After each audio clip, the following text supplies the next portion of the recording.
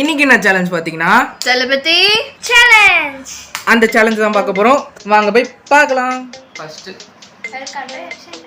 Place மூணு item Japan food வந்து biryani, parotta, curd rice. ஆமா. Actor, famous actor Vijay. என்ன சொன்ன?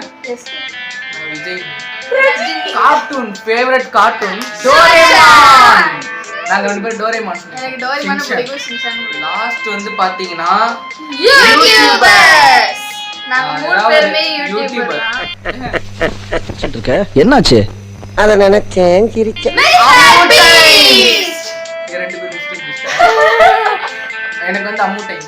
ஓகே, அவ்வளவுதான். டெலிபதி சேனல் முடிச்சு